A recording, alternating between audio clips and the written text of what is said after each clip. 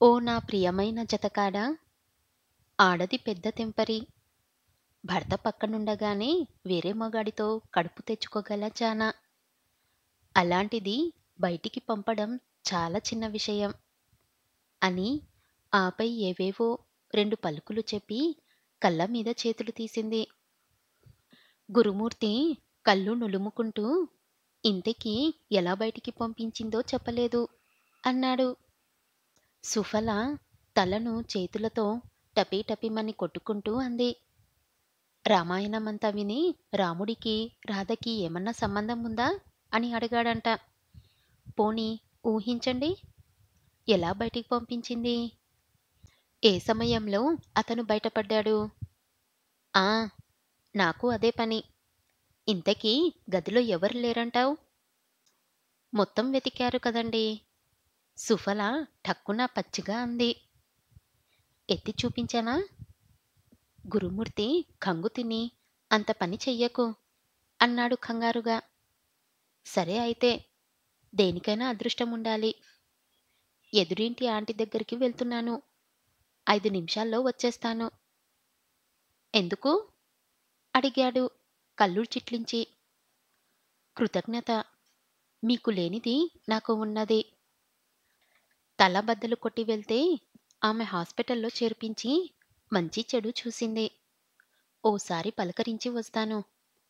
Permission కోసం చూడకుండా నడిచింది. దయానిధి చస్తూ బ్రతుకుతూ బయటికి రాగానే మొదట వెతికింది కూల్ డ్రింక్ షాప్ కోసం. పాపం ఆ 10 నిమిషాలు నీగడ తీసుకొని కాళ్ళ మీద ఉన్నాడేమో. మొత్తం చెమటే. ఇప్పటికీ అతనికి ఆ సీనే గుర్తుకొస్తుంది. కటిక చీకటి, అరటి బొందెల్లా 2 కాళ్ళ మధ్య మునగ తీసుకొని పైనుంచి కలిగే కంపుని భరిస్తూ భగవాన్, వాంతి ఒక్కటే తరువాయ్. దానికి తోడు సుఫల కథ. నీ కృష్ణుడికి కథ మధ్యలో అనుమానం వచ్చి ఎక్కడ చీర ఎత్తుతాడోనని హడలు. సాక్షాత్తు ఆ ప్రదేశం నరకమే. 2 కూల్ డ్రింక్స్ తాగిన తర్వాత గాని మనిషి కాలేకపోయాడు.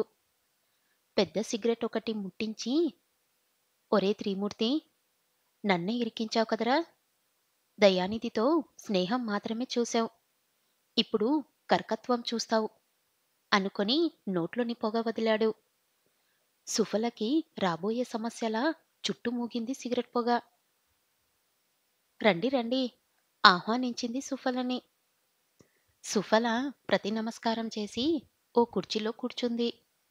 పక్కనే పిల్లలు బొద్దికగా హోంవర్క్ చేసుకుంటున్నారు.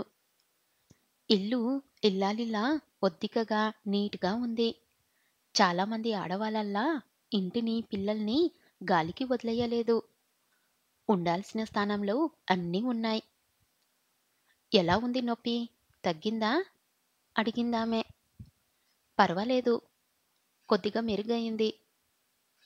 మరి ఆశ్రద్ధగా చెయ్యకండి. తర్వాత చాలా చాలా బాధపడవలసి వస్తుంది. ఆమె చెప్పింది తల మీద దెబ్బ గురించో, తన సంసారం గురించో అర్థం కాలేదు. క్షణం క్రితం ఇచ్చిన సర్టిఫికెట్‌ని వెనక్కి తీసుకుంది. ఆమె ఆరిందల్లా అంది. నేను చెబుతున్నది నీ కాపురం గురించే. చూడమ్మా, నాకంటే చిన్నదానివి.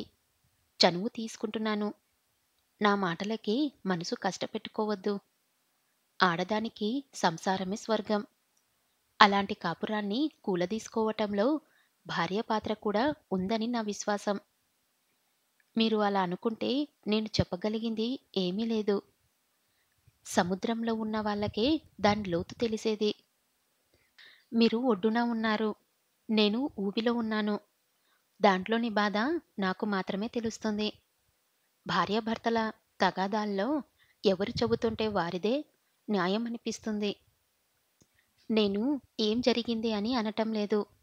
తప్పో ఒప్పో సర్దుకుపోవాల్సింది, మార్చుకోవాల్సింది ఆడవారు మాత్రమే. అంతగా నీ వల్ల కాకపోతే మీ పెద్దవాళ్ళని పిలిపించి నచ్చచెప్పించు. ఆ, ప్రయత్నంలో భాగమేనండి. 2 పోస్ట్ కార్డ్స్ ఉంటే ఇస్తారా? ఆమె మారు మాట్లాడకుండా లోపలికెళ్ళి 2 పోస్ట్ కార్డులు తెచ్చి ఇచ్చింది. పక్కనే హోంవర్క్ చేసుకుంటున్న పిల్లనడిగి పెన్ తీసుకొని 2 లెటర్స్ రాసింది. ఈలోగా ఆమె కాఫీ తెచ్చి ఇచ్చింది. అరే! ఇప్పుడెందుకండి శ్రమ? నొచ్చుకుంది తీసుకుంటూనే సుఫల.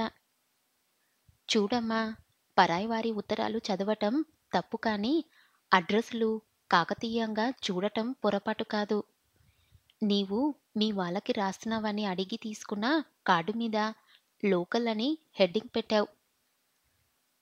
అది మీ వాళ్ళకి కాదన్నమాట. అబద్ధం నాకు చెప్పవన్నమాట. సుఫల చప్పున వాటిని చేతిలోకి తీసుకుంది. అవి మా పెద్దాడికివ్వమ్మా! పోస్టు డబ్బాలో పడాయిస్తాను.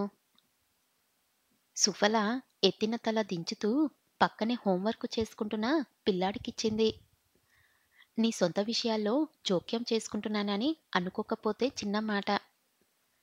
అన్నా చెల్లెలు కలిసి వెళ్తుంటేనే అనుమానించే లోకం, అలాంటిది భర్త లేనప్పుడు అనుమానంతో బంధించినప్పుడు కూడా నువ్వు కిటికీ పక్కన పరాయివాడితో మాట్లాడుతున్నావంటే పరమార్థం? నీ భర్త తల బద్దలు కొట్టటంలో తప్పు లేదేమో ఆలోచించు. పాపం గురుమూర్తి జీవితంలో వచ్చిన ఇద్దరు స్త్రీలు అతనికి తీరని దారుణం చేశారు.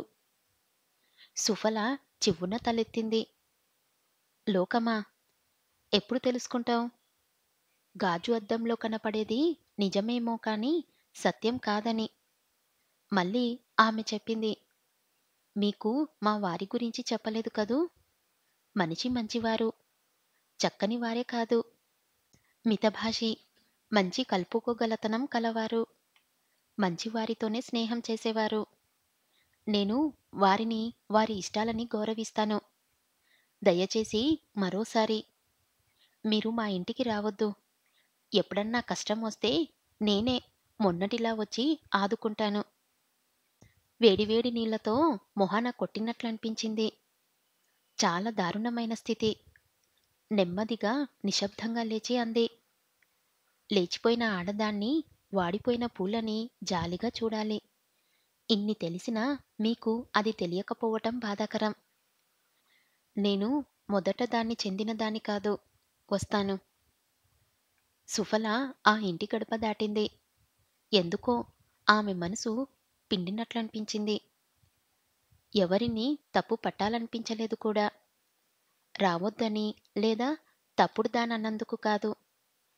ఆ రెండిటికీ అందని అలౌకికమైన వ్యధ. ఎందుకో సుఫలకి కూడా అర్థం కాలేదు. మొద్దుబారిన మనసుని, శరీరాన్ని తీసుకెళ్లి మంచం మీద పడేసింది. కొన్నిసార్లు అవతలివారు తప్పులకి, తక్కువ స్థాయి ప్రవర్తనకి మనకే శిక్ష. ప్రస్తుతం ఆమె అలాంటి స్థితిలో మూగగా శిక్షను అనుభవిస్తుంది. చీకటి రాత్రిని ఆక్రమించుకుంది.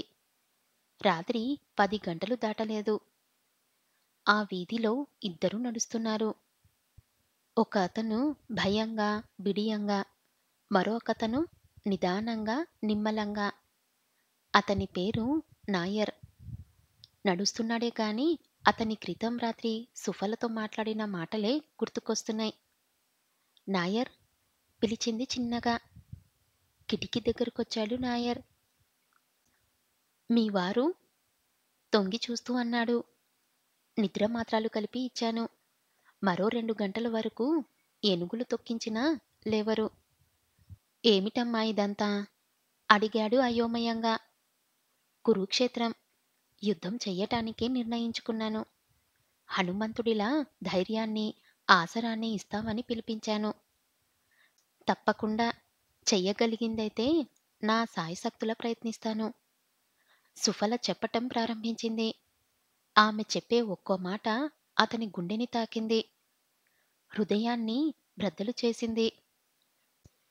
ఈ వయసులో అలాంటి పనా? నాయర్ మనసు కష్టపడింది. వయసుకి తాతలాంటి వాణ్ణి. ఏ సంబంధం లేకపోయినా నీ శ్రేయస్సు కోరిన వాణ్ణి. నాకు నువ్విలా చాలా బాధపడుతున్నాను తల్లీ. తాత నోరు వణికింది. అవునమ్మా. ఇలా అర్ధరాత్రి కిటికీ దగ్గర నిల్చొని మాట్లాడటమే నా హృదయాన్ని చీలుస్తుంది. దానికంటే వ్యవభరితమైన నీ పలుకులు రణరంగంలో యుక్తయుక్తలు, విచక్షణలు ఉండకూడదు. ఎవరితోనమ్మా యుద్ధం? ఎవరితో పోరాటం? నాకేం సంబంధం? మానవత్వపు విలువలతో, నైతిక ధర్మంతో నా కొట్టు దగ్గర విన్నది, చూసింది దాచుకోలేక వచ్చి చెప్పాను. అంతేగా? అంతకు మించి మన ఇద్దరికీ ఏ పాశముంది? ఏ అనుబంధముంది? నిజం. పచ్చి నిజం. పందెం తనది. అతనెందుకు ఇందులో ఇన్వాల్వ్ అవ్వాలి? సంఘం గురించి, వ్యవస్థ గురించి అంత గొప్పగా విశ్లేషించిన తానేం చేస్తుంది? నదులన్నీ సముద్రంలో కలిసినట్టు తాను కూడా అందరితో పాటు మొత్తం శరీరమే కృంగినట్లనిపించింది. క్షమించు తాతా అంది. అంతకంటే ఏమనాలో తెలీక. పోనీ ఒక్క మాట అడుగుతాను చెప్పమ్మా. ఇంత నీచానికి ఎందుకు దిగావో తెలుసుకోవచ్చా? భర్త మీద కోపమా? కసా? ద్వేషమా? లేక మరేదన్నా? అవేవీ కావు తాతా. పందెం. తరతరాలుగా ఆడది అనుభవిస్తున్న అవమానికి ఆశృతర్పణంలో చేస్తున్న యుద్ధభేరి. అనుమానపు మొగాళ్ళకి కన్నువిప్పు కోసం తాపత్రయం. కొన్ని కొన్ని వచనంలో చెప్పినా అర్థం కావమ్మా. చెబుతాను తాతా. విడమర్చి, విశదీకరించి మరీ చెబుతాను. నువ్వేదో నాకు సహాయం చేస్తావని కాదు. నేను అందరిలాంటి ఆడదాన్నేనని, నాకు సంసార జీవితమంటే ఇష్టమేనని, అసలు నేను కూడా మనిషినేనని తెలియటానికి చెబుతాను విను. సుఫల మొదటిసారే అతని ముందు బయటపడింది. దయానిధిని బయటికి గెంటివేయటం దగ్గర్నుంచి, కాంక్ష సందురాలు చెల్లచెదురవ్వటం గురించి, స్త్రీతత్వపు విలువల్ని కాలరాచి కయ్యానికి సై అనే తన అహం గురించి మొత్తం అంతా చెప్పింది. నాయర్ చాలాసేపు మాట్లాడలేదు. తర్వాత సుఫల అంది. వెళ్ళు తాతా. కనీసం నువ్వైనా నేను ఆడదాన్నని, ఇప్పటికీ కలంకలం లేనిదాన్నని, ఆశయం కోసం ఆరాటపడుతుందాన్నని అనుకుంటే అరగంట నా కంఠశోష వృధా కాదు. నాయర్ మందహాసం చేసి అన్నాడు. తప్పు ఒప్పులు విడదీసి చెప్పటానికి నేను ధర్మాన్ని చదవలేదు. ధర్మరాజుని అసలే కాను. తప్పు ఉన్నవైపే భగవంతుడు మాత్రమే శిక్ష విధిస్తాడు. రేపు రాత్రి 10ంటికి గోపిచంద్తో కలిసి వస్తాను.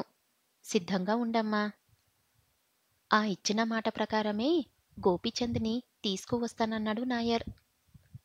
ఏంటి నాయర్, నీలో నువ్వే కొనుక్కుంటున్నావ్? అడిగాడు గోపిచంద్. రాత్రి జరిగిన విచిత్రమైన మలుపు గురించి గాని త్వరగా నడు. గోపిచంద్లో హుషారు పెరిగింది. మొత్తానికి నాయర్, నీలో టాలెంట్ ఉంది. ఇన్నాళ్ళు ఏమో అనుకున్నాను. అసలు ఎప్పుడో చెప్పాల్సింది. నీ దగ్గర చిలకలున్నాయని. ప్రతిరోజు బుక్ చేసుకునేవాడిని. ఇప్పుడైనా మించిపోయింది లేదు. మా వెధవలకు చెప్పకు. ఏ కొత్త పిట్ట వచ్చినా ముందు నాకే చెప్పు. నేను బ్రోకర్‌ని కాదు బాబూ. ఏదో అవతల ఆమె కూడా అవసరాల్లో ఉందని తెలిసినా నీలాంటి మంచివారికి చెబుతుంటాను. జాగ్రత్త. ఎక్కువ శబ్దం చెయ్యకు. పెద్దగా మాట్లాడొద్దు. మొగుడికి నిద్రభంగమయిందంటే లేనిపోని రగడ. ఓ బుల్లెటు సర్రున నుదిటిలోంచి దూసుకుపోయినట్లనిపించింది. దాని మొగుడు పక్కనే ఉంటాడా? ఆహా! కాకపోతే నిద్రపోతూ. ఆమె నిద్రమాత్రలు మజ్జిగలో కలిపి ఇస్తుంది. ఉదయం దాకా లేవడు. ఎందుకైనా మంచిది. తొందరగా ఓ గంటలో వచ్చెయ్. గంటా? ఇంకా నయం. మొత్తం అరగంటలో పూర్తి చెయ్యను. అదిగో ఆ రోడ్డే చూపించాడు నాయర్ వేలితో. ఆ వీధా? ఆ బజార్లో నా ఫ్రెండొకడున్నాడు. త్రాష్టుడు. నీకు తెలుసా? నాయర్ వాడి పెళ్ళాం ఉంటుంది. ఎందుకులే, తలుచుకుంటేనే నరాలు జివ్వు జివ్వున లాగేస్తున్నాయి. రతిదేవికి రహస్యాలు చెబుతుంది. సుందర స్వప్నమే అనుకో. అబ్బా! అంత అందంగా ఉంటుందా? చిన్నగనా? ఒకనాటి పొందే 1000 రాత్రుల పెట్టు. ఏ మాగం ఉంటుందిలే. దగ్గరికి తీసుకుంటే అలాంటి దాన్నే తీసుకోవాలి. కరగదీసే అలాంటి దాన్నే కొవ్వే కరగదీయాలి. ఉన్న కాస్త వేడి మాటల్లో బయటికి పంపియకు. మళ్ళీ అక్కడ తడబడాలి. ఆడదాని దగ్గర అది పడక మీద తడబడే మొగాడు అధముల్లొకల అధముడు. నాయర్, నన్ను తక్కువ అంచనా వెయ్యొద్దు. నీ వయసులో ఒకే రాత్రి ఒకే అమ్మాయితో ఎన్నిసార్లున్నావ్? 2 లేదా 3 నవ్వి చెప్పాడు నాయర్. నేనైతే 8. ఎప్పుడన్నా మూడు బాగలేకపోతే 6, 7. ఈ మాటలు నాకు కాదు చెప్పేది. ఒక రాత్రిలో 7 సార్లు మాటల్లో మాత్రమే అయ్యే పని కాదు. దమ్ముంటే చెప్పింది చెయ్యి. తెల్లారాక నేను ఆమెను అడుగుతాను, ఎన్నిసార్లు మొగాడయ్యావో. అదిగో ఆ ఇల్లే, ధైర్యంగా నాతో రా అని ముందుకెళ్ళాడు. గోపీచంద్ తల తిప్పు చూశాడు. ఇక్కడ ఈ పరిసరాల్లో ఎవరా అని. నాయర్ గేటు తీసుకొని వెళ్తున్నాడు. గోపీచంద్ ముఖంలో కత్తివాటికి నెత్తుర చుక్కలేదు. ఇది ఇది గురుమూర్తిది, తనలో తానే గొనుక్కున్నాడు. అప్పటికే నాయర్ సందులోంచి వెళ్ళి సుఫలతో తాళం తీయి, పాటి వచ్చింది అంటున్నాడు. ఇంకా గోపీచంద్ పిచ్చి చూపులు చూస్తున్నాడు. లోపల్నుంచి ఎవరో వస్తున్న అడుగుల శబ్దం వినబడుతుంది. ఇది ఇది మా ఫ్రెండుది. అయితే వ్యభిచారం నిషిద్ధమా? గోపీచంద్ అవును, కాదు అన్నట్టు తల ఊపాడు. ఈలోగా సుఫల లోపల్నుంచి తాళం తీసి మధ్య గదిలోకి వెళ్ళింది. నాయర్ తలుపులు బార్లా తీశాడు. గోపీచంద్ని లోపలికి వెళ్ళామని సైగ చేశాడు. ఇంతదాకా వచ్చాక వెనక్కి అడుగెయ్యదలుచుకోలేదు. లోపలికి అడుగుపెట్టాడు. ప్రారంభంలోనే ముందు గదిలో గురుమూర్తి నిశ్చలంగా పడుకొని ఉన్నాడు. అడుగులో అడుగు వేసుకుంటూ రెండో గదిలోకి వెళ్ళాడు. గదంతా చీకటి. అయినా మంచం మంచం మీద స్త్రీ లీలాగా కనబడుతుంది. కొత్త పెళ్లి కూతురులా అక్కడే నిలబడ్డాడు. రండి పిలిచింది. గోపీచంద్ ఠక్కున వెనుతిరిగాడు. గురుమూర్తిలో చలనం లేదు. ఆయన ఇప్పుడిప్పుడే లేవరు.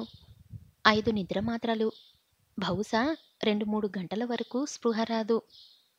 గోపీచంద్లో ధైర్యం ప్రవేశించింది. నిర్భరంగా మంచం దగ్గరికి వెళ్ళి ఆమె పక్కనే కూర్చున్నాడు. తీయండి. ఏమిటి? అన్నాడు బిత్తరపోయి. డబ్బులు చెప్పలేదా నాయర్? 500 గంటకి. గోపీచంద్ జేబులోంచి 5 నోట్లు తీసి ఇచ్చాడు. జాకెట్ వెనక దాచుకొని రా అంది మంచం మీద పూర్తిగా ఒరిగి.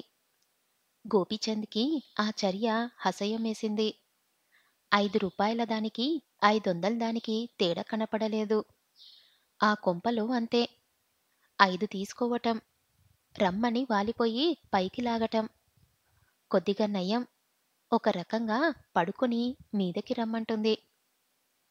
ఏమన్నా ట్రబులా? అవును, లైటుంటే తప్ప మూడు రాదు. అదే వీక్నెస్. నవ్వాడు హీనంగా. సుఫల లేచి లైట్ వేసింది. గదిలో వెలుతురు పరుచుకుంది. ఇద్దరూ ఒకరి వంక ఒకరు చూసుకున్నారు. ఇద్దరికీ తెలియకపోతేనేగా. ఇద్దరు మొహాల్లో ఆశ్చర్యాన్ని చూపించారు. గోపీచంద్ దిగ్భ్రమితంగా కళ్ళు పెద్దవి చేశాడు. సుఫల అయితే మరీ దిగ్గున లేచింది. పెదాలు వణికించింది. మీరు మీరు ఇక్కడ? ఏం, ఎవరో విటుడనుకున్నావా? ఎకసకంగా అన్నాడు. సుఫల తప్పు చేసినట్టు తలదించుకుంది. మొగుడికి నిద్రమాత్రలిచ్చి అతని పక్కనే వ్యభిచరిస్తున్న నిన్ను చూస్తుంటే ఏమనాలో అర్థం కావటం లేదు. అసలిదంతా దేనికోసం చేస్తున్నావు? నా మిత్రుడికి ఎందుకు ద్రోహం చేస్తున్నావు? ఆడదే తలదించుకునే నీచమైన పనికి ఎందుకు తయారయ్యావు? అవసరం. ఆడది తప్పు చెయ్యటానికి అంతకన్నా పెద్ద కారణం అక్కర్లేదు. వెధవ డబ్బు కోసం. శీలాన్నే. డబ్బుతో అవసరం ఉంటే తెలుస్తుంది. అది ఎంత పెద్ద సమస్యో. ఈ ప్రపంచంలో అన్నిటికంటే పెద్ద సమస్య డబ్బు లేకపోవటం. ఆ డబ్బు నన్నడిగితే నేనిచ్చేవాడినేగా. తీసుకోవటం గొప్ప కాదు. తీర్చటమే పెద్ద కష్టం. గోపీచంద్ ఓ నిర్ణయానికొచ్చిన వాడిలా తల పక్కించి దగ్గరకొచ్చాడు. భుజం మీద చెయ్యేసి, ఇలా తీర్చుకోవచ్చు. ఇక నుంచి ఈ వ్యాపారం మానేయ్. పర్మనెంట్ కస్టమర్‌ని నేనే. సుఫలకైతే పెద్దగా వికటహాసం చెయ్యాలనిపించింది. ఇక ఎక్కడైనా కొద్దిగన్నా మానవత్వం, నైతిక విలువలు మిగిలాయనుకుంది. చివరలో తాను ఓడిపోయాననే అనుకుంది. ఎన్ని చెప్పినా చివరికి అతనికి కావాల్సింది అదే. ఘోరమైన అబద్ధం చెప్పి తనని తాను తక్కువ చేసుకున్నానని ఇప్పటివరకు మదనపడుతుంది. పందెం గెలవటానికి నైతిక ధర్మాన్ని మర్చిపోయానని చింతించింది. కానీ ఇప్పుడు తనకంటే హీనులైన, హేయమైన వారున్నారని తెలియగానే మనసు తేలికపడింది. గోపీచంద్ చొరవగా భుజాలు పట్టుకొని దగ్గరికి తీసుకున్నాడు. ఇందాక అన్ని నీతులు చెప్పారు. నేనంటే తెలియక రానిచ్చాను. ఇల్లు మాదని, మీ ఫ్రెండుదని తెలిసి లోపలికెలా వచ్చారు? చీకటి తప్పులు మగవాళ్ళకి వర్తించవా? కామానికి వావి వరసలు, కళ్ళూ లేవు గుసగుసగా అన్నాడు. నిజంగానా? మరింతగా పైకి లాక్కుంటూ అంది. గోపీచంద్ తనకి తెలిసిన పరిజ్ఞానంతో ఏదేదో చెబుతున్నాడు. ఏదో రకంగా వారించి ఓ గంటసేపు ఆపితే గురుడిని జావకరిచి పంపించేయనుకుంది. వీడేమో ముందు అసలు పని అంటాడు. తప్పదు. ఏం చేస్తాం? సుఫల ఆలోచనలతో సంబంధం లేకుండా ఆమెని మీదకి లాక్కున్నాడు. వెచ్చటి శ్వాస ఆమెకి తగులుతుంది. సుఫలకి కూడా ఆవేశం వచ్చినట్టు అతన్ని పెనవేసుకుంటూ అంది. ఊరంతా టాంటాం చెయ్యకు. ఏదో గుట్టుగా ముసలాన్ని పెట్టుకొని లాగిస్తున్నాను. కాస్త మంచి చీరలు అవి కొనుక్కుంటున్నాను. ఈ రాత్రంతా గడిపి పొద్దున్నే మీ ఫ్రెండ్‌కి చెప్పావంటే నా పని ఆఖరు. మా ఆయన అసలే చండశాసుడు. గోపీచంద్ చికాకుగా మొహం పెట్టి ఈ గదిలోకి వచ్చిన తర్వాత అన్ని మాటలే. చేతులు లేవు. 500 ఆలోచించు. నేను ఎవ్వరికీ చెప్పను. ఆఖరికి నా మిత్రుడికి కూడా. అసలే కొట్టుకు చస్తున్నారు వెధవలు. ఇక ఇది కూడా చెప్పావంటే రోజు రాత్రిపూట మీ ఇంటి ముందు కొట్టుకు చావాలి. కొట్టుకున్నారా? ఎవరు? అంది కళ్ళు వెడల్పు చేసుకొని. దయానిధి త్రిమూర్తి. ఎందుకు కొట్టుకున్నారో ఇంకా తెలీదు. 2 రోజుల్లో ఇద్దరిని కలిసి ఏం జరిగిందో తెలుసుకోవాలి. ఆ ప్రయత్నంలో ఉన్నాడు కమలాకర్. మీ ఆయన్నే పెద్ద మనిషి. సుఫల గుండెల్లో రాయి పడింది. కలవటం, మాట్లాడటం అంటూ జరిగితే తన విషయం బయటపడటం ఖాయం. గురుమూర్తికి అంత తెలియటం, ఆపై తాను నో. మిగిలిన ఓంకార్‌ని పూర్తి చేయాలి. ఓ గంట గడపాలి. ఏకాంతం కల్పించుకోవాలి. ఆ తర్వాత అందరూ కట్టగట్టుకొని చచ్చినా తనకి అనవసరమైన విషయం. ఓంకార్‌ని కూడా త్వరగా రప్పించుకోవాలి. దిగ్విజయంగా పూర్తి చేయాలి. ఆడది తప్పు చేయాలనుకుంటే ఎంత గొప్పగా చేయగలదో తన భర్తకి నిరూపించాలి. అనుమానపు మొగోళ్ళందరికీ చెప్పుతో కొట్టినట్టు తన గాథ గుణపాఠమవ్వాలి. తన ఆశ, ఆరాటం తీరాలి. ఆడదాన్ని అనుమానించే మగవాళ్ళు ఒక్కరైనా తన ఆటోబయోగ్రఫీ తెలుసుకొని మానుకుంటే, భార్యని భార్యగా చూసుకుంటే నా ఈ జీవితం అంకితమైనట్టే. ఏమిటా పరాకు? మగాడి కౌగిల్లో ఆడది పరాకు, చిరాకు పడకూడదు. అణిగిపోవాలి, కరిగిపోవాలి. సుఫల యాంత్రికంగా కదులుతూ ఉంది. గోపీచంద్ 500కి గిట్టుబాటు కోసం నానా హైరాణ పడుతున్నాడు. 10 రోజులుగా ఆకలితో ఉన్నవాడి ముందు 10 రకాల స్వీట్సు ఎదురు పెడితే ఏది తినాలో అర్థం కాక అన్నిటి మీద హడావుడిగా చేతులేస్తూ దొరికిందాన్ని నోట్లోకి తీసుకున్నట్టు గోపీచంద్ ఇష్టం వచ్చినట్టు మెడని తన నాలుకలతో తడుపుతున్నాడు. కాలికి కాలు మెలిపెడుతున్నాడు. చేతులని కూడా ఖాళీగా ఉంచటం లేదు. దక్షిణ హస్తాన్ని సుఫల ఎద మీద, వామన హస్తాన్ని నడుం మీద, అన్నీ విప్పదీయకుండానే అడ్డం వచ్చిన వలువలు సంగతి పట్టించుకోకుండా ఎగిరెగిరి పడుతున్నాడు. పిచ్చివాణ్ణి సింహాసనం ఎక్కించినట్టు ఆమె అనంత సుందర, సుమధుర శరీరాన్ని తన స్వంత ఆస్తిలా ఉక్కిరిబిక్కిరి చేస్తున్నాడు.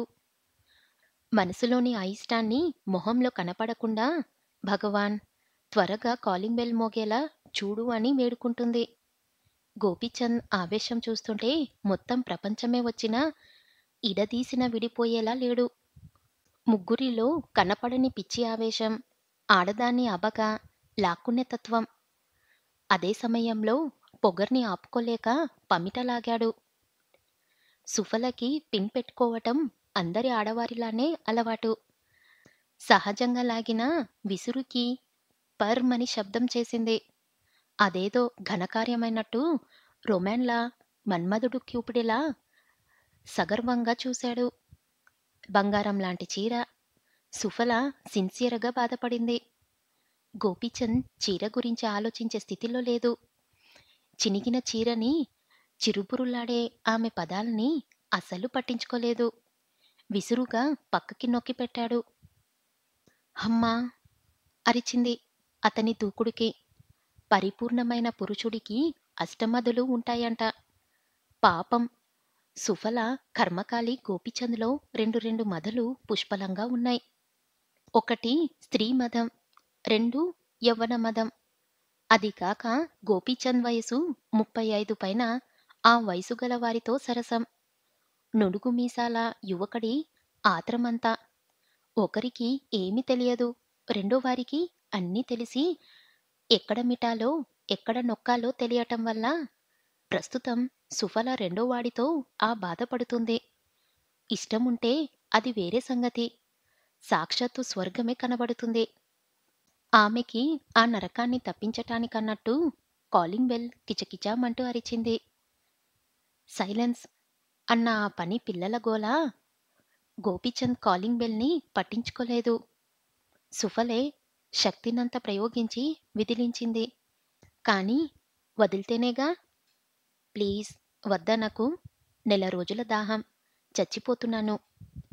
ఓరిన అసాధ్యంకులా. ఎవరో వచ్చారు. మరోసారి మోగిందంటే నా మొగుడు లేస్తాడు. అప్పుడు నిజంగానే నిన్ను నన్ను చంపుతాడు. వదులు. ఒక్క నిమిషంలో పంపించి వస్తాను అని బలవంతంగా పక్కకి తోసింది. అయిష్టంగానే పక్కకి తొలిగాడు. సుఫల ఎత్తులపైనున్న పమిటని సవరించుకొని ముందు గదిలోకి వచ్చింది. గురుమూర్తి ప్రశాంతంగా నిద్రపోతున్నాడు. మత్తు కనిపెట్టిన వాడెవడో గాని వాడికెయ్యాలి దండ. ఈ ప్రపంచంలో విమానం కనుక్కున్న వాడికన్నా టెలిఫోన్, కరెంటు, రైలు ఇవి కనుక్కున్న వారెవ్వరూ గొప్పవాళ్ళు కాదు.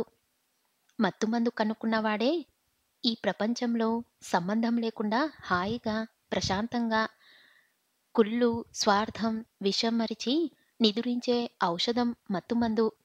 అది కనుక్కున్న ఓ శాస్త్రజ్ఞుడా, నీకు జోహార్.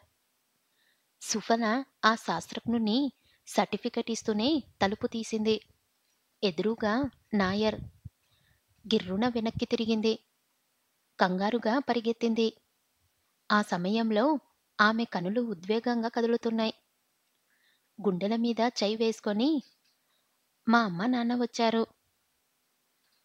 అబద్ధమని అనుమానం రాకుండా చెప్పింది. గోపీచంద్ నోరు తెరిచాడు. నా 500 బూడిదలో పోసిన పన్నీరేనా? మళ్ళీ ఈ గదిలోకి రావాలంటే మరో 5 కాగితాలు సమర్పించుకోవాల్సిందేనా? అవసరం లేదు. ఇంకోసారి నో చార్జ్. నాది హామీ. నన్ను నమ్ము. అది సరే. ఇప్పుడు బయటికెళ్ళడం ఎలా? సింపుల్. సందులోంచి గోడ దూకి వెళ్ళు. అటూ ఇటూ చూసుకొని ఎవరూ లేరని నిర్ధారించుకొని దూకు. గోపీచంద్ ప్యాంట్ పైకి లాక్కొని, పద చూపిద్దువుగాని అన్నాడు. సుఫల అతనితో పాటు నడిచి వంటగది లోపల్నుంచి వేసి ఉన్న తాళాన్ని తీసి పెరటిలోకి నడిచింది. బావి మీదుగా ఎక్కి ప్రహరీ మీద నుంచి దూకు. విశాలమైన రోడ్డు. నీకు ఆహ్వానం పలుకుతుంది. నీ భావుకత్వం ఏడ్చినట్టు ఉంది. మళ్ళీ ఎప్పుడు కబురు చేస్తావు? మరో 4 రోజుల తర్వాత. అప్పటికి అంతా అయిపోతుంది. అప్పుడు నన్ను ఎత్తుకోవాల్సింది నువ్వే. ఆమె అన్న మాటలు దేనికో తర్వాత గాని అర్థం కాలేదు. గోపీచంద్ తల ఊపి బావి ఎక్కాడు. సుఫల అతను దిగే వరకు ఆగి పక్కకొచ్చింది. నాయర్ నిశ్శబ్దంగా నిలబడి ఉన్నాడు. చీకటిలో అతని మొహంలోని భావాలు తెలియటం లేదు. వస్తానమ్మా. వచ్చిన పని, చెప్పిన పని అయిపోయింది. చెప్పి వెనక్కి తిరిగాడు. ఒక్క నిమిషం అంది సుఫల. మూర్తిభవించిన ధైర్యంతో 2 చేతులతో నమస్కారం పెట్టి అంది. నువ్వెవరో నేనెవరో మంచి చెడు ఆలోచించకుండా చేశావు. మళ్ళీ జన్మంటూ ఉంటే నేను తల్లిగా మారి నిన్ను నవమాసాలు మోస్తాను తాత. అంత మాటెందుకులేమ్మా. 4 రోజుల్లో నువ్వు అనుకున్నది సాధించు. భర్తతో పాటు ప్రపంచాన్ని ఒప్పించు. లేదంటే ఇలాంటి చీడపురుగులు నా కొట్టు దగ్గరకొచ్చి నన్ను రాచి రంపన పెడతారు. 4 రోజుల్లో అంతా అయిపోతుంది తాత. నువ్వే చూస్తావుగా. నాకు సహకరించినందుకు నీకు ఎటువంటి ఇబ్బంది రాదు. మరి ఓంకార్? చివరికి మిగిలింది అతనే. నీతో పాటు అతనికి లెటర్ రాశాను. బహుశా రేపే అతను నాకు ఎదురుపడొచ్చు. నాయర్ వస్తానన్నట్టు తల ఊపాడు. సుఫల జాకెట్లో నుంచి 500 నోటు తీసి నాయర్కిచ్చి చెప్పింది. ఏదన్నా అనాథ శరణాలయానికి చందా ఇవ్వు తాత. నాయర్ వాటిని ఆ ఊ అనుకొని నడిచాడు. కనుమరుగయ్యేంత వరకు అలానే నిలబడి ఉంది. ఆ తర్వాత మళ్ళీ మామూలుగా 2 వైపులా తాళం వేసి ఆ తాళాన్ని భద్రంగా గురుమూర్తి లుంగీకి కట్టింది సుఫల. అలా కట్టిన 2 నిమిషంలో మెలకువ వచ్చి గురుమూర్తి ఆ చీకటిలో తడుముకుంటూ లుంగిని కట్టిన తాళాన్ని పట్టుకున్నాడు. తనలో తానే గురుమూర్తా, మజాకా అనుకొని మళ్ళీ నిద్రలోకి జారిపోయాడు. ఈ రోజు నుంచి నాకు సెలవు. ఉదయాన్నే చావు వార్త చల్లగా చెప్పాడు గురుమూర్తి. సుఫల గుండె జల్లుమంది. 3 వారాల నుంచి ప్రయత్నిస్తుంటే ఇప్పటికి దొరికింది సెలవు. ఏదేమైనా నిన్ను పరీక్షించుకునే అవకాశం దొరికింది. ఇంకా ఎక్కడైనా ఆశ మిలిగి ఉంటే చంపుకో. నీకు ఓటమి మాత్రమే మిగులుతుందని తెలుసుకో.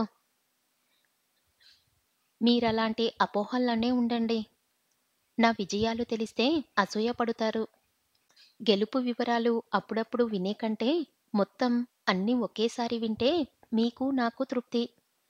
విజయ గర్వంతో నవ్వింది సుఫల. గురుమూర్తి అనుమానం, ఆశ్చర్యం మూర్భివించినట్లు అలాగే నిలబడిపోయాడు. ఓడిపోయిన వారికి ఎప్పటికీ మిలిగేది అవమానమే, లేదా నవ్వుల పాలు. మీరు ఓడినా నేను గెలిచినా మీరు నేను నవ్వుల పాలేనండి అంది సుఫల విరక్తిగా. అర్థమయ్యేటట్లు చెప్పొచ్చుగా. అసహనంగా అన్నాడు. సమయం వస్తుంది. ఆకాశం ఉరుమకపోయినా భూమి బద్దలవ్వకపోయినా మీ కర్ణేంద్రియాలు చిల్లు పడే నిజాలు మీ గుండెల్లో నిప్పులుగా కురిపిస్తాయి. అప్పుడు సెద తీర్చుకోవటానికి నేను ఉండను. ఆమె మాటల్లోని బాధను, భావాన్ని అతను అర్థం చేసుకోలేదు. ఉండకపోతే ఉరేసుకో. ముందు కాస్త టిఫిన్ తగలెట్టు. సుఫల లోపలికి వెళ్ళి టిఫిన్ తీసుకొచ్చింది.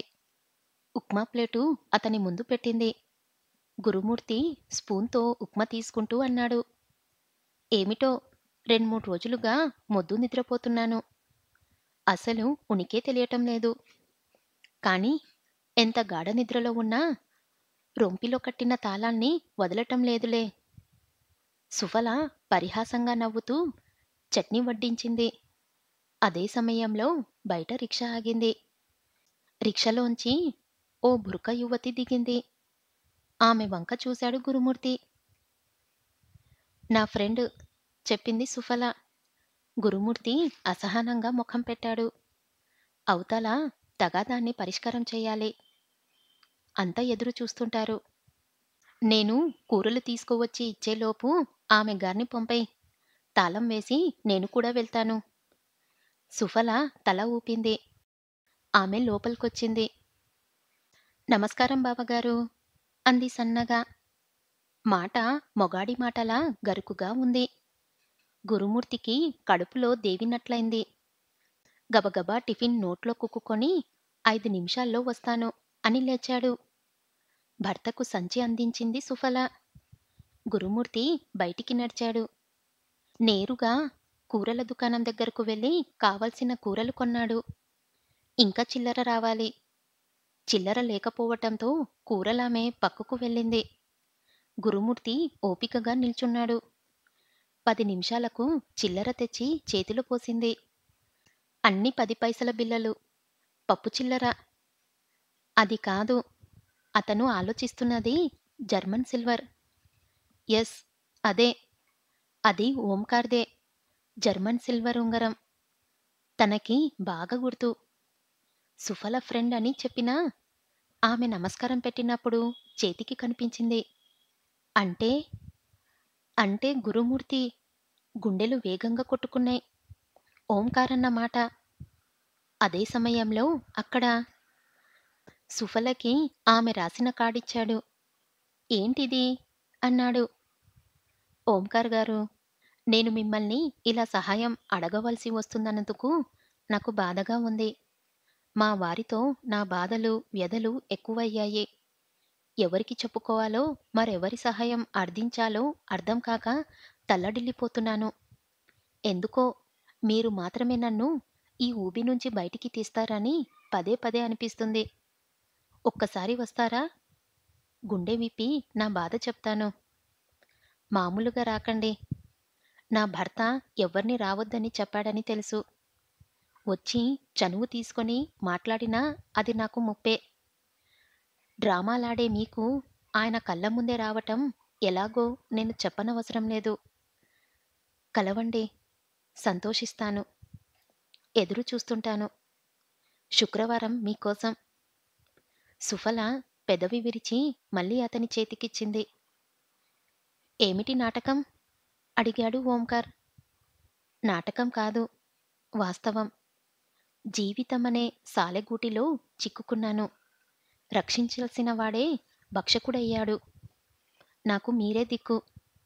నన్ను నా వాళ్ళ దగ్గరికి చేర్చండి. సుఫల కళ్ళనీళ్లు పెట్టుకుంది. ఓంకార్ గుండె ద్రవించింది. ఆర్తిగా ఆమె భుజం మీద చేయి వేశాడు. సుఫల తలెత్తి అతని కళ్ళల్లోకి చూసింది. తప్పు చేసినట్లు చప్పున చేయి తీశాడు. గొంతు మాత్రం విప్పాడు. నేను మాట్లాడతాను. మరోసారి నీ కాపురంలో ఏడ్పులు, కన్నీళ్లు, కష్టాలు లేకుండా చేస్తాను. అసలు ఇలాంటి డ్రామాల కంటే డైరెక్టుగా వచ్చి 4 దులుపమంటే దులుపుతాను. సుఫల భయకల్పంతో కళ్ళు వెడల్పు చేసి అంది. వద్దు, అలాంటి పని చెయ్యొద్దు. అసలే అనుమానం మనిషి. దానికి తోడు మీ పెద్దరికం తోడైతే 1, 2 కోపం నశాలానికి చేరి క్రోధంగా మారగలదు. నన్ను మీరే చూసుకోవాలి. సిగ్గు విడిచి అడుగుతున్నాను. కనీసం నన్ను మనిషిగా కూడా చూడటం లేదు. ఆమె కళ్ళు జలశయాలయ్యాయి. అసలు జరిగిందేమిటో చెప్పు. వాడి తప్పుంటే తాట తీస్తాను. ఆ చనువు ఉంది అన్నాడు ఓంకార్. ప్రామిస్? చెయ్యి చాపింది. సందేహించకుండా ఓంకార్ చెయ్యేశాడు. సుఫల అతని చేతిని చటుక్కున పట్టుకుంది. ఓంకార్ గుండె వేగం పెరిగింది. ఆమె అడుగు ముందుకు వేసింది. ఇందాకటికల్లా ఆమె కళ్ళు ఆసురుపురితాలు కావు. ఆమె కన్నుల్లో కాంక్ష. ఆమె ఆధరాలు మెల్లగా వణుకుతున్నాయి. ముఖంలో వేడి ఆవిర్లు. ఓంకార్ శరీరంలో వేడి బయలుదేరింది. గుటకలు మింగాడు. ఆమె స్పర్శ అతనిలో నిద్రణమైన కోర్కెను తట్టిలేపుతుంది. ఆమె అతనికి మరీ దగ్గరికి వచ్చింది. ఆమె గుండెలు సూదంటురాలయ్యి అతని వక్షస్థలానికి బలంగా తగులుతున్నాయి. ఇద్దరూ ఉచ్ఛ్వాస విశ్వాసాలు ఒకరికొకరికి తగులుతున్నాయి. ఆమె ఇంకా అతని దగ్గరకు జరిగింది. దరిదాపు అతని కౌగిల్లో. అతని చెయ్యి ఆమె నడుం మీద మినాగులా చుట్టుకుంది. అతను వంగి ఆమె పెదవులను అందుకోబోతుండగా అప్పుడు జరిగింది రసభంగం. తలుపు ధడేల్మని మోగింది. స్వర్గానికి మరో మెట్టు వయ్యబోతుండగా ఎవరో బలవంతంగా లాగి నరకంలో పడేసినట్టు ఫీలింగ్. ధడా ధడామని శబ్దం. పెద్దగా ఆలోచించకుండానే అర్థమైంది సుఫలకు. భర్తకు అనుమానం వచ్చిందని, ఏదైతే అది అయ్యిందని ఓంకార్ కౌగిలిలోంచి బయటపడింది. చెక్క బీరువా వైపు నడిచింది. కలలో నడిచినట్లు. మంత్రం వేసినట్లు ఆమె బీరువా తలుపు తీయగానే బీరువాలోకి వెళ్లి నిలబడ్డాడు. బీరువా తలుపు వేసి గబగబా వెళ్లి తలుపు తీసింది సుఫల. గురుమూర్తి రొప్పుతున్నాడు. లోపలికి వచ్చి 4 పక్కల చూశాడు. ఏడి వాడేడి అడిగాడు. ఎవరు వాడు? ఎచటివాడు? ఇటు వచ్చేవాడెవడు? నాటకీయ ఫక్కిల్లో సుఫల. నోర్ముయ్ దరిదాపు అరిచాడు గురుమూర్తి. నీ ఫ్రెండ్ అన్నావ్. వాడు ఓంకార్ కదూ అని మీరనుకుంటే ఇందాకే ఎత్తి చూడాల్సింది మొహాన్ని. అంతా అయ్యాక వెళ్ళిపోయాక మీరు నిందలు వేస్తే ఊరుకునేది లేదు. గురుమూర్తి సుఫలని తెరిపార చూశాడు. ఆహా అలాగా. మరా తలుపెందుకు వేశావ్? అడిగాడు. తిన్నది అరక్క ఒక్కదాన్నే వంట చేసుకుంటున్నాను. అందుకే నా ఫ్రెండు వెళ్ళగానే తలుపేశాను. మీరేగా ఏదో పరిష్కారానికి వెళ్ళాలి అన్నారు. అయితే ఓంకార్ ఇక్కడ లేడంటావ్ అని మీరనుకుంటే నేను చెయ్యగలిగింది ఏమీ లేదు. కావాలంటే వెతుక్కోండి అంది నిర్భయంగా. అవసరం లేదు. వాణ్ణి బయటకు ఎలా లాగావో నాకు తెలుసు. వాడి వీక్ పాయింట్ తెలుసుగా. నేను పద్యం ప్రారంభించానంటే మధ్యలో నోరు విప్పక మానడు. వరస కలపక మానడు. సుఫల నిరుత్తురాలైంది. నిజం. పచ్చి నిజం. గురుమూర్తి పద్యం అందుకున్నాడంటే మధ్యలో వరుస కలపకుండా ఉండలేడు. అదే సమయంలో గురుమూర్తి గొంతు సవరించుకొని ప్రారంభించాడు. కురువృద్ధుల్ గురువృద్ధ బాంధవుల్ అనేకుల్ చూచుచుండున్ మదోద్ధరుడై ద్రౌపదినిట్లు చేసిన ఖులున్. గురుమూర్తి ఆపాడు. నిజంగా గనుక ఆ గదిలో ఉంటే పద్యాన్ని ఆగిన చోటు నుంచే అందుకునేవాడు. అలా కాదంటే లేడన్నమాట అనుకుంటూ తల పంకించాడు. సుఫలకైతే పరమ ఆశ్చర్యం వేసింది. అసలు తాను బయటపడిపోయాననుకుంది. ఇన్ని రోజుల తన కష్టం, సాధించిన విజయమంతా బూడిదపాలు అనుకుంది. పద్యాన్ని ఓంకార్ అందుకుంటాడనుకుంది. ఏదీ జరగలేదు. తనకి అనుకూలంగా జరిగింది. అదే 10,000. ఓకే. ప్రస్తుతానికి ఓంకార్ లేడు. ఉంటే పద్యం ఆగిన మరుక్షణం బయటకొచ్చేవాడు. ఏదో అనబోయాడు. ఇక ఆపండి. పని చూసుకొని వెళ్ళండి అసహనంగా విసుగ్గా అంది సుఫల. గురుమూర్తి వంటగదికి తాళం పెట్టి సుఫల వంక ఓసారి చూసి బయటకి నడిచాడు. బయట కూడా తాళం వేస్తున్న శబ్దం. 10 నిమిషాల వరకు సుఫల కదల్లేదు. కిటికీలో నుంచి గురుమూర్తి వెళ్ళటం గమనించింది. ఆ తర్వాత ఓంకార్ను బయటకు లాగింది. సుఫల అతని దగ్గరకు వెళ్ళబోయి ఆగింది. నోటి దగ్గర ఎర్రగా, చేతి దగ్గర రక్తం. సుఫల కంగారుగా ఏమిటిది అంది. పద్యం చదువుతున్నప్పుడు నా నోరు పెగలకుండా నా చేతిని నోటితో కరిచి ఆపాను. సుఫల తల్లగిల్లిపోయింది. చేతిని దగ్గరగా తీసుకుపోయింది. సరిగ్గా అప్పుడే లాగిపెట్టి చెంపమీద కొట్టాడు. ఊహించిన సంఘటన. గది మారుమ్రోగింది. నీలాంటి అపపవిత్రమైన స్త్రీ స్పర్శ కూడా నా చేతిమీద పడటానికి వీల్లేదు. ఓంకార్ చేతిని తీసుకుపోయినా సుఫల చేయి మధ్యలోనే ఆగిపోయింది. ఉన్నట్లుండి వీడేమిటి ఇలా మాట్లాడుతున్నాడు అనుకుంటున్నావు కదూ. కొత్తగా ఏం మాట్లాడటం లేదు. గురుమూర్తి రావటం క్షణం ఆలస్యమై ఉంటే నేనంటే ఏమిటో నీకు 5 నిమిషాల క్రితమే తెలిసేది. ఇప్పుడైనా మించిపోయింది లేదు. అసలు నన్నెవరనుకుంటున్నావు? అలగవాడివనుకున్నావా? వచ్చింది నా మిత్రుడి మీద ప్రేమతో. వాడి కాపురం బాగు చేద్దామని. నువ్వు రాసిన కార్డు నాకు చేరగానే శుక్రవారం ఎప్పుడొస్తుందా అని ఎదురుచూశాను. తీరా వస్తే వగలు, హోయలు, ఏడుపు చూపించి నన్ను దగ్గరికి తీసుకుపోతావా? ఇందాక నీకు సరసంలో సహకరించింది నీ బుద్ధి తెలుసుకుందామనే. సుఫల నిర్వినురాలై నిలబడిపోయింది. ఆమెకు ప్రపంచమంతా గిర్రున తిరుగుతున్నట్లు అనిపించింది. ఆడది దగ్గరకొస్తే నీతులు చెప్పి దూరమయ్యే మొగాళ్ళు కూడా ఉన్నారా?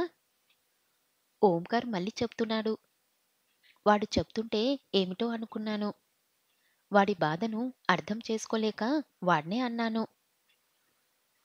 నువ్విలాంటి నీచ స్వభావం కలదానివని, కానికి కూడా పనికిరాని అనాకాని దానివని తెలుసుకోలేకపోయాను. చిన్నపిల్లాడి మనస్తత్వం. ఇంకా ఎదిగి ఎదగని తత్వం.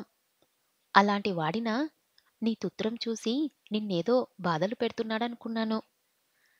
పాపం నా మిత్రుడు. వాడి జీవితమేంటో. దొరికిన ఇద్దరాడవాళ్ళు మలినమైన వాళ్ళే. చూడు, ఒక్కటి చెప్తున్నాను. దయచేసి ఈ వంచన పనులు చెయ్యకు. లేకుంటే చావు. అప్పుడు వాడికి శాంతి. నీలాంటిది చస్తే భూమికి భారం తగ్గుతుంది. కనీసం భర్త మిత్రుడునని కూడా చూడకుండా ఎంతకు తెగించావే? సుఫల మౌనంగా వింటుంది. నీతులు బోధులు చెప్పి చెప్పి అలసిపోయాడు ఓంకార్. చెప్పాలనుకుంటే చాలా చెప్పగలదు. కాని చెప్పలేదు. అంతా అయ్యాక నురుగా వంటగదిలోకి వెళ్ళి కటింగ్ ప్లేయర్ని తీసుకొని తలుపుకున్న బోల్డులను ఊడదీసింది. దాదాపు అరగంట పట్టింది. బయట తాళం వేసి ఉన్న గడి గడిలానే ఉంది. బోల్డులన్నీ కింద పడ్డాయి. తలుపు తీసింది. ఇక వెళ్ళవచ్చు అన్నట్లు. ఓంకార్ చిత్కారం చేస్తూ వెళ్ళాడు. గది మొత్తం స్తబ్దంగా ఉంది. గాలి కూడా ఆమెను డిస్టర్బ్ చేయటం లేదు. మనసంతా గడిబిడి కలల్లో తరంగమే అయింది. చాలాసేపటి తరువాత ఆమె కదిలింది. చాలు, ఈ జీవితానికి ఈ పోరాటం, ఆరాటం చాలు. తానుండి చెయ్యవలసిన పనులింకేం లేవు. పుట్టింటి నుంచి తెచ్చుకున్న పెట్టె తీసింది. నగలు, చీరలను ఆప్యాయంగా తడిమి తనకు నచ్చిన చీరని తీసుకుంది. టవాల్ తీసుకొని స్నానానికి వెళ్ళింది. వలుపులన్నీ ఒక్కొక్కటిగా విడిచింది.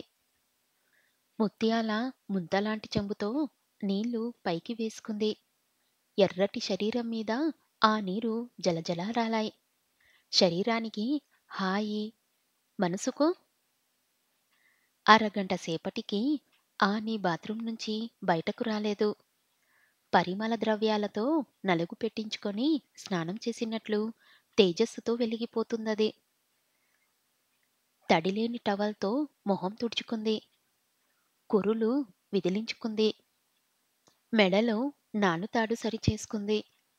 అప్పటికే ఆమెకు ఇష్టమైన చీరను ధరించి ఉంది. తలలో నిండా పూలు, నుదిటిన పెద్ద కుంకుమ బొట్టు. ఇవి కాక నగలు ఉన్న రెండిటిని ఆప్యాయంగా అలంకరించుకుంది. ఓ వెన్నెల కిరణంలా ఉంది. వంటింటిలోకి వెళ్ళి చేతినిండా పసుపు వేసుకొని కొద్దిగా నీళ్లు చల్లుకొని కలిపి కాళ్లకు పట్టించుకుంది. కొత్త పెళ్లి కూతుర్లా ఉంది. అద్దంలో తనను తాను చూసుకొని దేవుడి పటం ముందు కూర్చుంది. భగవంతుణ్ణి మనసారా ప్రార్థించింది. తల్లిదండ్రుల్ని క్షమించమని అడిగింది. అక్కడే ఆ దేవుడి ముందే లెటర్ రాయటం ప్రారంభించింది. ఏం రాయాలో తెలుసు. ఎలా ముగించాలో కూడా తెలుసు. లేఖ రాయటం పూర్తయింది. సిద్ధంగా ఉన్నాయి దయానిధి ఇచ్చిన నిద్రమాత్రలు. కనీసం 15 పైనే. మొత్తం ఒక్కసారి నోట్లో వేసుకుంది. గోడకు చెరగిల పడింది. అయిపోయింది. అంతా అయిపోతుంది. క్షణం క్షణం మృత్యువు దగ్గరే ఉంది. తాను చావబోతుంది. మరణించేటప్పుడు ఎలా ఉంటుందో తాను తెలుసుకోబోతుంది. ఈ ప్రపంచంలో హడావుడిగా తిరుగుతూ, నిమిష నిమిషం మోసపోతూ, మోసం చేస్తున్న సమస్త జనులారా, నేను చావు ఎలా ఉంటుందో తెలుసుకోబోతున్నాను. ఆడదానిలో బ్రతకాలనుకుంది. సంసారిగా, ఇల్లాలిగా, ఓ పవిత్రమూర్తిగా బ్రతకాలనుకుంది. తన భర్త తనకు ఆ అవకాశం ఇవ్వలేదు. మగజాతిని శపిస్తూ, మగజాతి అహంకారాన్ని భస్మం చేస్తూ తాను చచ్చిపోతుంది. ఇదేమిటి? కన్నీళ్ళు, ఓ కన్నీరా కురవకే? ఆగిపో, ఆగిపో. ఆమె అరవాలనుకుంది. అరవలేదు. నవ్వుతుంది. ఏడుపు, నవ్వు, నవ్వు, ఏడుపు. గది గోడలకు ప్రతిధ్వనించేలా, జీవితమా? ఏమిచ్చావు? ఏం చూపించావు? చిటికెడు కన్నీళ్ళు, కడివేడు దుఃఖం. కళ్ళు తేలిపోతున్నాయి. మృత్యువు కౌగిలించుకుంటుంది. Good bye. ఈ ప్రపంచానికి, ఈ మనుషులకు, ఈ శిలవంతులకు, ఈ నిర్భేద కృపసర్పులకు, ఈ నీతిబోధులకు, ఈ సాంప్రదాయ అనుశాసులకు, ఓ మనువు, భార్యాభర్త సమానమన్నావు. ధర్మార్థ కామ మోక్షాలను అర్థవంతంగా అనుభవించాలన్నావు. కాని నువ్వు రాసిన ధర్మశాస్త్రం కేవలం మగవాళ్ళ కోసమేనయ్యా.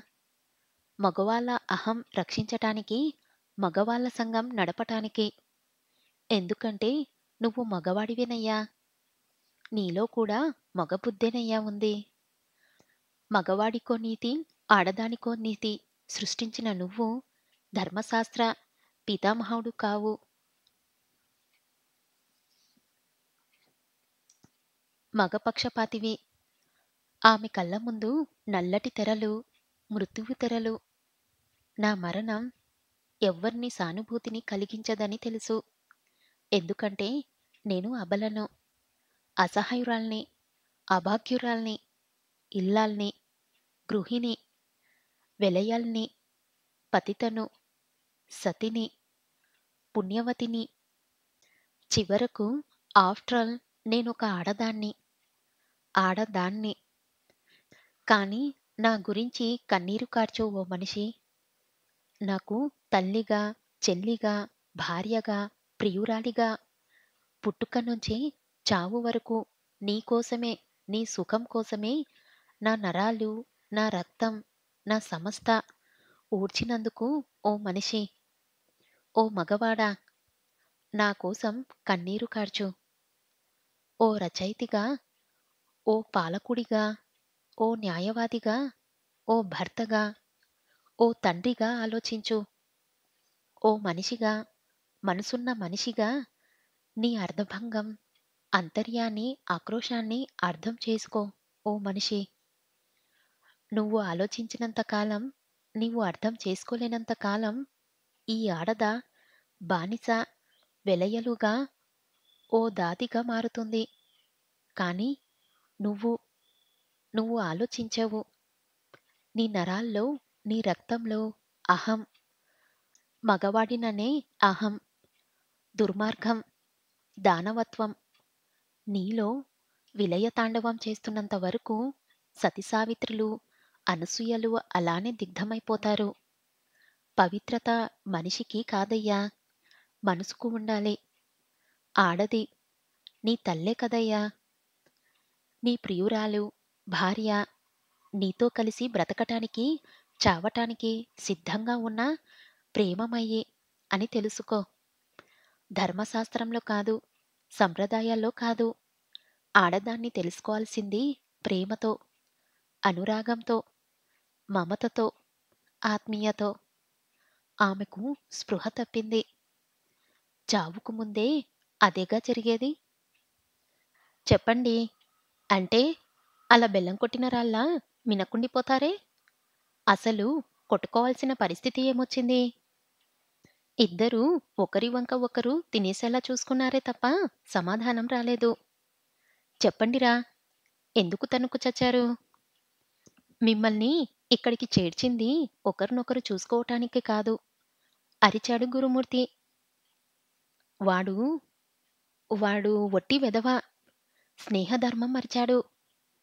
నన్ను బలిపశువుని చేసి పద్మవ్యూహంలో ఉంచాడు ఆరోపించాడు దయానిధి. గురుమూర్తి త్రిమూర్తి వంక ఏమటన్నట్లు చూశాడు. వీడి మీదేమి కోపం లేదు, ద్వేషం మరొకరి మీద. అది తెలుసుకోకుండా ముందు చేయి చేసుకున్నాడు. ప్రతిఫల అనుభవించాడు. దయానిధి కోపంగా బుసలు కొట్టాడు.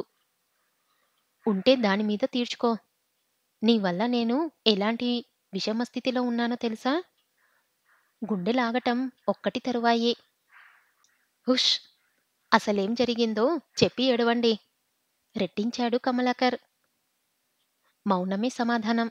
కక్కలేక మింగలేక తల దించుకున్నాడు త్రిమూర్తి. ఏం చెబుతారు? ఒక ఆడదాని కోసం తలబద్దలు కొట్టుకున్నారని చెప్తారా? నీ పెళ్ళం వల్లే ఇదంతా జరిగిందని చెప్తారా? ఒప్పుకునే తప్పు కంటే పెద్ద తప్పు చేశారని చెప్పుకుంటారా? మళ్ళీ మామూలే.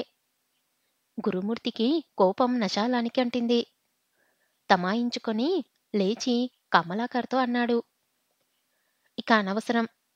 వాళ్ళిద్దరూ ఏదో దాస్తున్నారు. మనం చెయ్యగలిగింది ఏమీ లేదు. ఓంకార్, గోపి రాగానే ఆలోచిద్దాం. దాచిందేమిటో బయట కక్కిద్దాం. అంత కష్టపడక్కర్లేదు. అంతా నాకు తెలుసు. గురుమూర్తి వెనక్కి తిరిగాడు. ఎప్పుడొచ్చాడో గోపీచంద్. పక్కనే నాయర్. గోపీచంద్ ఆవేశంతో అన్నాడు. వారిద్దరూ ఎందుకు కొట్టుకుంటున్నారో మరెందుకు చెప్పలేకపోతున్నారో తెలుసా? ఎందుకు? విస్మయంగా అడిగాడు గురుమూర్తి. నీ భార్య చిత్ర విచిత్రమైన నీ భార్య చిత్రాంగి చేష్టల వల్ల కడుపుమంట వెళ్ళగక్కాడు. గోపీచంద్ అరిచాడు. గురుమూర్తి ఆవేశంతో వణికిపోతున్నాడు. దవడ కండరం బిగుసుకుంది. ముఖంలో రాక్షసత్వం బయటకొచ్చింది. గోపీచంద్ తగ్గలేదు, జంకలేదు. ఎస్, అవును, నీ భార్యే ముందు త్రిమూర్తిని రప్పించుకుంది. తీరా అతన్ని సంతృప్తి పరచకుండానే దయానిధిని పిలిపించుకుంది. తట్టుకోలేకపోయాడు. ఫోన్ చేశాడు. ఇన్ఫర్మేషన్ అందించాడు. ఫలితం దయానిధి చేతిలో తన్లు తినటం, తిరిగి దయానిధిని కొట్టడం. గోపీచంద్ చెప్పుకుపోతున్నాడు. గురుమూర్తికేమీ వినపడటం లేదు. 3 సముద్రాలు ఒక్కటై ఏకమై ఒక్క కెరటమై ఫెటాలున తగిలినట్టు మొత్తం సమస్త విశ్వమే ముక్కలు ముక్కలుగా అయినట్లు తల సహస్రఖండాలై చీలిన అనుభూతి. అన్నీ ఏకకాలంలో జరిగాయి. నాకు అర్థం కావటం లేదు. గొంతు జీరపోయింది. కమలాకర్ను ముందుకు తోశాడు గోపీచంద్. చెప్పు. ఆ రాత్రి పెరట్లో నక్కి ఉండటం దగ్గర్నుంచి, వాళ్ళ నాన్న అద్బికం రోజు దగ్గర్నుంచి చెప్పు. నేనా? మరఫిరంగి గుండు తగిలినట్లు విలవిలలాడిపోయాడు కమలాకర్. ధైర్యంగా చెప్పు. మొత్తం కథంతా. కావాలంటే సాక్ష్యం కూడా ఉంది. ఆ మహానుభావుడు ఇదిగో అని నాయర్ను ముందుకు తోశాడు గోపీచంద్. నాయర్ నిశ్శబ్దంగా తల వంచుకున్నాడు.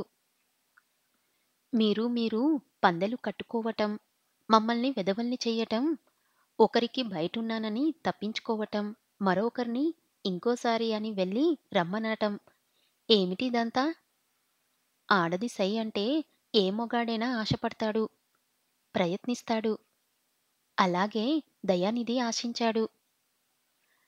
త్రిమూర్తి, నేను, వీడు మొత్తం అంతా మీ భార్యాభర్తల్లో తగాదాలు ఉంటే తన్నుకు చావండి. అంతేగాని మా జీవితాలతో ఆడుకునే హక్కు మీకెవరిచ్చారు? చిచి, ఈ బ్రతుకు బ్రతకడం కంటే చావటం నయం. సరిగ్గా చెప్పావురా గోపి. గురుమూర్తి తలెత్తి చూశాడు. ఓంకార్, ఇప్పుడే నీ ఇంట్లో నుండే వస్తున్నాను. నువ్వు బయటికి వెళ్తానని చెప్పినప్పుడు నీ ఇంట్లోనే ఉన్నాను. పద్యం చెప్పినప్పుడు బయటికి రానంత మాత్రాన లేనట్టేనా? ఇప్పుడే నీ భార్యకు చెప్పాను. ఆడది కొంగు చాస్తే కొంతమంది మొగాళ్ళు మాత్రమే కక్కుర్తి పడతారు. ఇంకా నైతిక ధర్మాలతో మన అనుకొని ఆగే మహానుభావులు ఉన్నారు. నువ్వు అందంగా ఉన్నావు. కోరి పిలిపించుకున్నావు. నీతో స్వర్గసుఖాలు పొందొచ్చు. కానీ అలా చెయ్యను. నేను మంచివాడినని నీకు చెప్పాను. నాకు చాలా మంది ఆడవారితో సంబంధాలున్నాయి. కానీ నీతో తిరగను. నీతో పడుకోను. ఎందుకు? మన అనుకునే ఫీలింగ్. అది లేకపోతే మనిషికి, జంతువుకి తేడా లేదు. ఇది చెప్పాను. ఇంకా చాలా చెప్పాను. స్త్రీ సౌశీల్యాన్ని గురించి వివరించాను. గురుమూర్తి ముఖంలో నెత్తురు చుక్కలేదు. అతను వణికిపోతున్నాడు. నైతికంగా, ధార్మికంగా తన స్థితి అట్టడుగు చేరింది. తలెత్తి స్నేహితుల్ని చూసే ధైర్యం లేదు. కళ్ళ ముందు ఒక్కొక్క తెర తొలగిపోతుంది. అతని స్థితి చెప్పటానికి మాటలు రావు. అనిర్వచనీయమైన అనిశ్చిత పరిస్థితి. త్రిమూర్తి, దయానిధి తమ తమ అనుభవాలను వివరిస్తుంటే గురుమూర్తి ఓ శిలలా వింటున్నాడు. ఇంతమంది చెప్పినప్పుడు తను మాత్రం ఎందుకు చెప్పకూడదని కమలాకర్ చెప్పాడు. నన్ను కూడా అంతే. దక్షిణ ఇచ్చేటప్పుడు గిల్లింది. పెరట్లోకి రాత్రికి రమ్మని లెటర్ రాసింది. తీరా వెళ్ళాక పై పనులు చేయించుకొని ఆ పని దగ్గర మాత్రం కాదంది. కమలాకర్ రుసరుసలాడుతూ అన్నాడు. అసలు ఇవన్నీ కాదురా. మమ్మల్ని మేమనుకోవాలి. ఇన్ని జరుగుతున్నా ఒకరితో ఒకరు చెప్పుకోలేదు. గజ్జికుక్కలా వెంపర్లాడాం. అరులు సాచి అసహ్యం పాలయ్యాము. గురుమూర్తి మరింకేమీ వినదలుచుకోలేదు. తన భార్య జయించింది. తన కళ్ళ ముందే నలుగురిని రప్పించుకుంది. తెలియకుండా ఏం చేస్తానని చెప్పిందో అన్నీ చేసింది. ఓంకార్ దగ్గర ఓడిపోయి ఉంటే ఓడిపోయి ఉండవచ్చు కాక, అది వేరే విషయం. కానీ ఇంతమందిని దగ్గరకు రానిచ్చి నిష్కలంగానే మిగిలిపోయిందంటే తన భార్య నిజంగా ఉత్తమురాలు. వెంటనే భార్యను చూడాలనిపించింది. లేచి అందరి మధ్య నుంచి నడిచాడు. అందరూ అలా యోగాలా వెళ్తున్న గురుమూర్తి వంకే చూస్తున్నారు. నాయర్ కంగారుగా అన్నాడు. దుర్మార్గుడు. ఆ ఆడకూతుర్ని ఈ ఆవేశంలో వెళ్ళి ఏం చేస్తాడో? ఏమైనా చావనీయండి. మనకనవసరం. ఇలాంటి వాళ్ళ నీడే మనకొద్దు. తేల్చి చెప్పాడు గోపీచంద్. మీకు అక్కర్లేకపోవచ్చు. నన్ను నమ్మి అంత చెప్పిన ఆమెకు ద్రోహం చేసి చెప్పాను. ఆ రకంగా ఆమెకు అన్యాయం చేశాను. కనీసం వెళ్ళి ఆమెను కాపాడి ఈ రకంగానైనా నా ఈ తప్పును సరిదిద్దుకుంటాను అని చెప్పి గురుమూర్తి వెనక వడివడిగా వెళ్ళాడు నాయర్.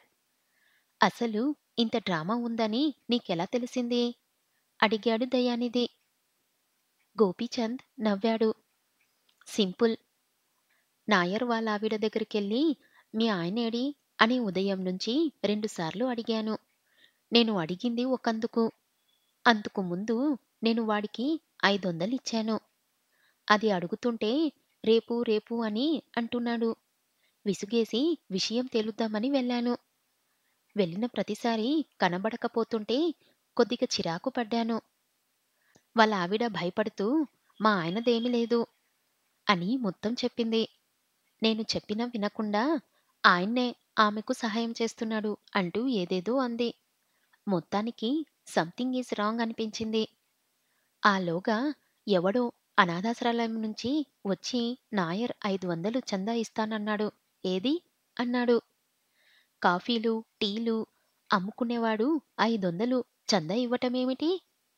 ఒకటికి ఒకటికి కలిపాను. అనుమానం ప్రత్యక్షమైంది.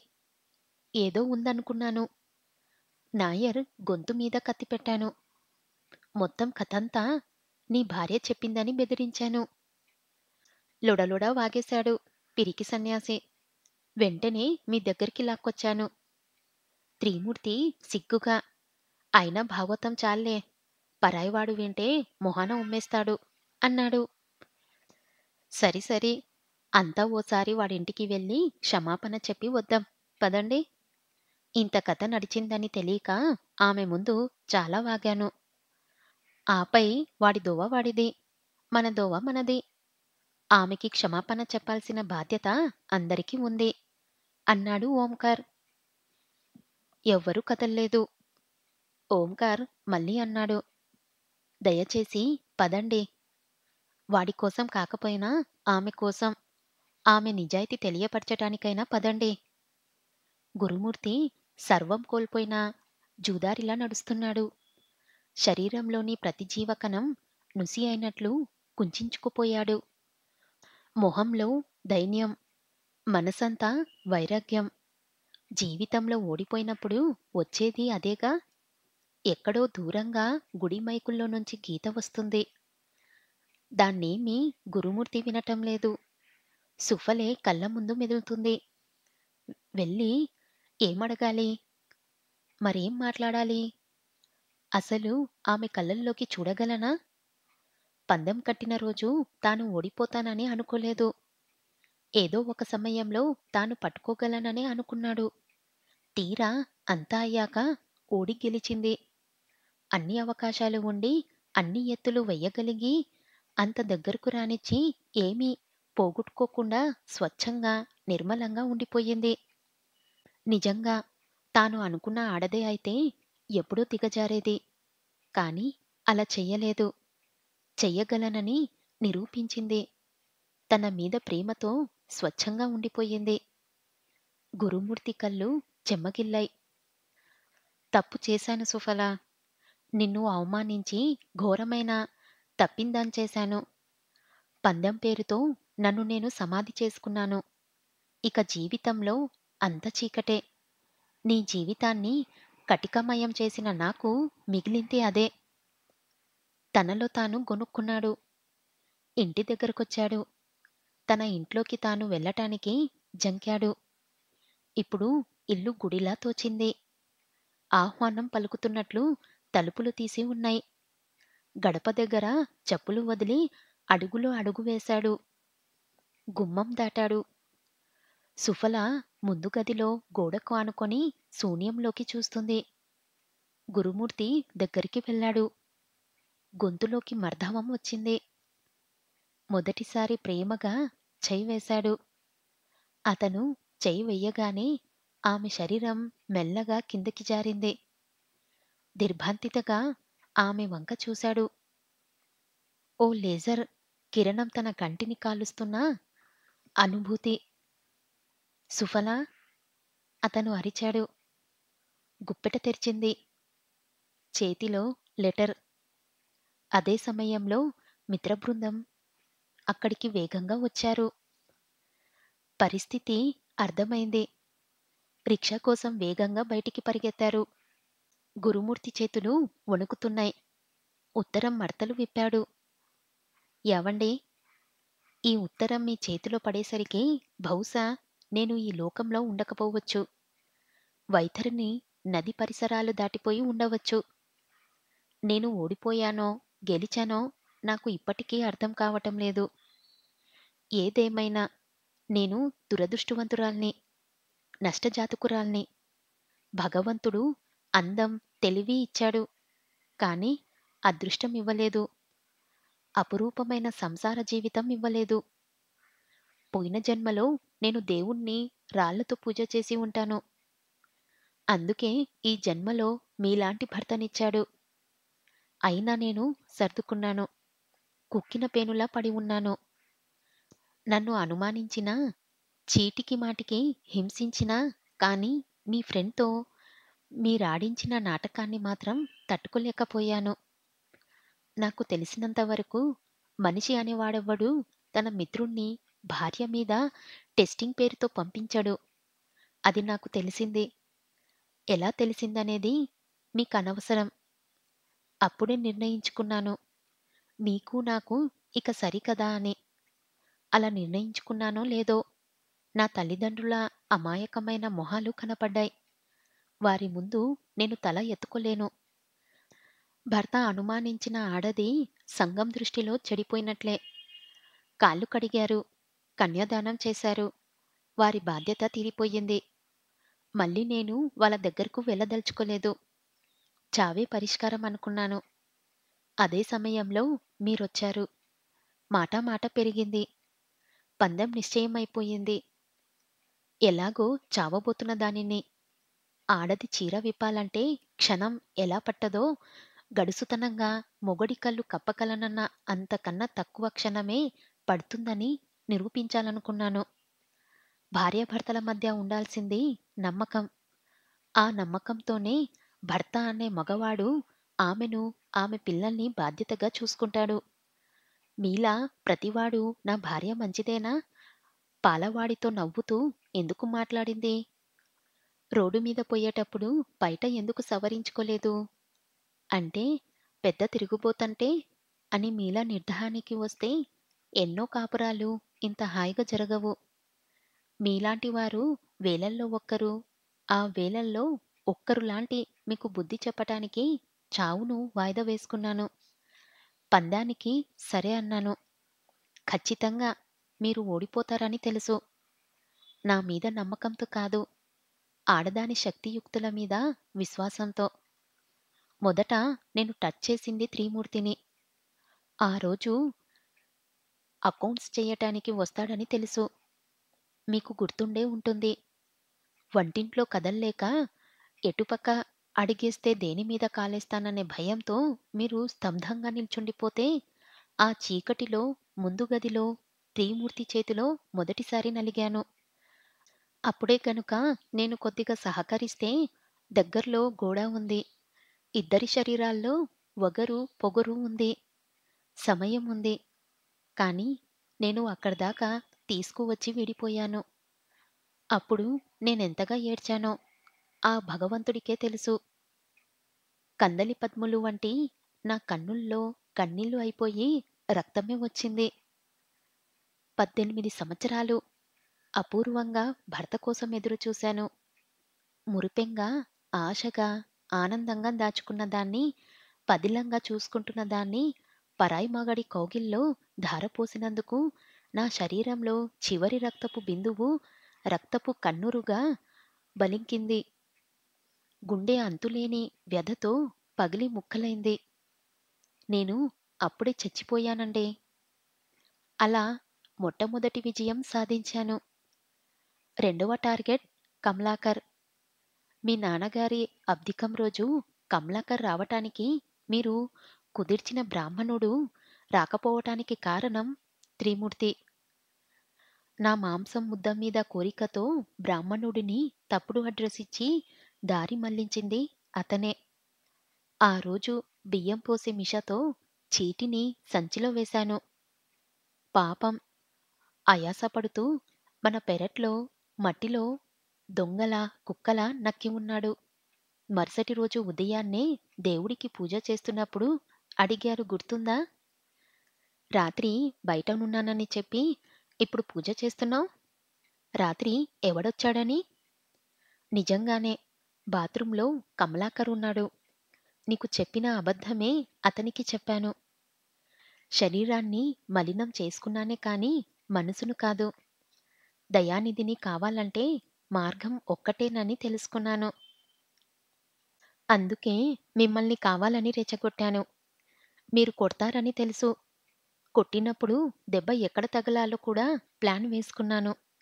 ఆ ప్రకారమే మీరు కొట్టారు. జరిగిన గొడవకు చుట్టుపక్కల వారు వస్తారని తెలుసు. మొత్తం అంతా అనుకున్నట్లు జరిగింది. దయానిధిని హాస్పిటల్లో కలిశాను. రంగం సిద్ధం చేశాను. బయట తాళం వేసినప్పుడు దయానిధి ఇంట్లోనే ఉన్నాడు. అనుకోని మలుపు. త్రిమూర్తి అంతా చూశాడు.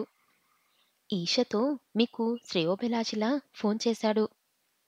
అంతవరకు ఓకే. అతి తెలివితేటలతో నాకే వచ్చి చెప్పాడు. నిజంగానే నేను చాలా భయపడ్డాను. నేను దొరికిపోతానని కాదు.